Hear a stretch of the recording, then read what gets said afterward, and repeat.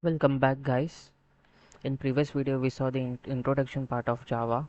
In this video we're gonna see the basic structure of a Java program. So first, I have shared a link in the description of the first video for installing Java on your PC. So just refer that and follow the instruction which I'll give in the video. And after that, installing Java successfully on your PC, then mm, follow this video. So first, for this learning series, I'll make a folder on my desktop only.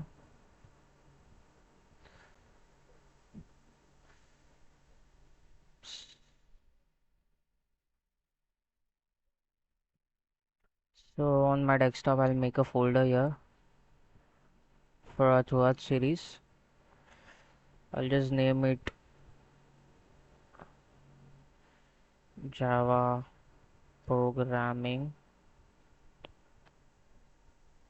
Okay, then I'll just make a basic structure of a Java program so I could explain it to you. So firstly, for this program we'll use a notepad. Then for the next topic onwards we'll use an IDE. We'll talk about this later on the next video. So let's start. I'll just open notepad right quickly write a basic structure of a Java program.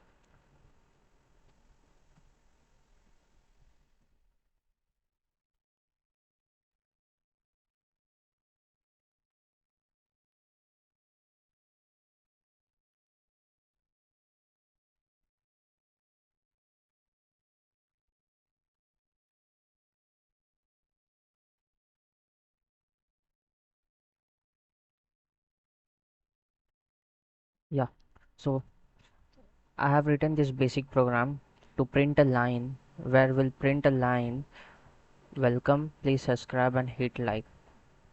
So to run this we have to first save this file, save as, and I'll save it on desktop where I've created the folder. And just remember that the class name should match the file name in Java. That's the rule. And .java is the extension for Java, and save as type should be all files. And just save.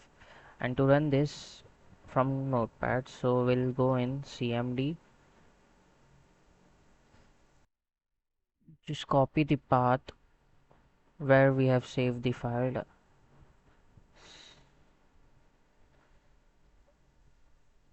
Control C, and we'll go to command prompt and we'll give command cd, that is change directory, and we'll paste the path here. After that we have to write a keyword jaback, that is a compilation keyword, and followed by a file name.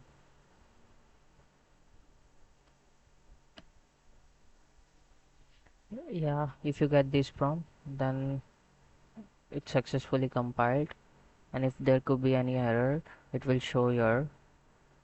So we have no error in a file. So after this we have to just type java and a file name.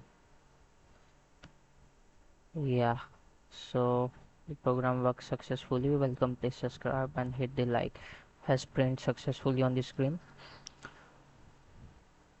So I'll quickly explain you the code, the elements of the code.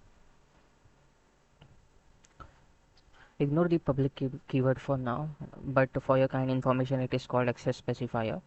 So class is a blueprint for now. Just understand it is a collection of a data members and functions, and class keyword should use followed by the class name.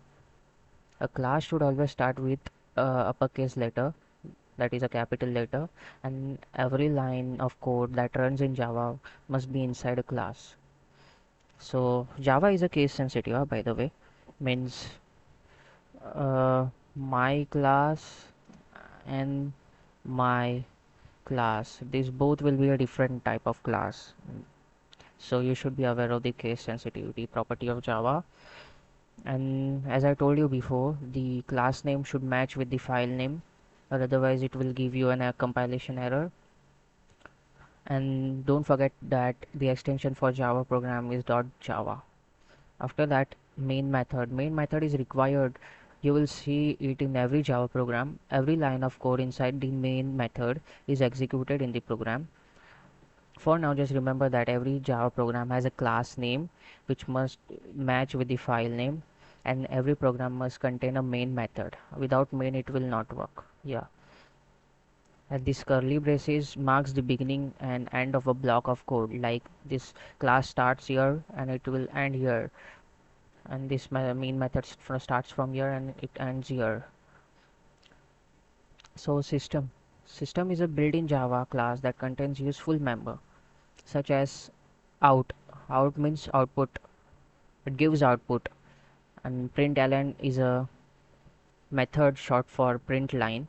It is used to print a line. As I have said, we are printing this line, so we have used println. You should note that each statement should end with a semicolon. It's a syntax rule for Java. If you don't put semicolon in the end of the code statement, then it will give you an syntax error. So yeah, this is the basic structure of a Java program. So if you like this video, just hit the subscribe button and like button, and thank you.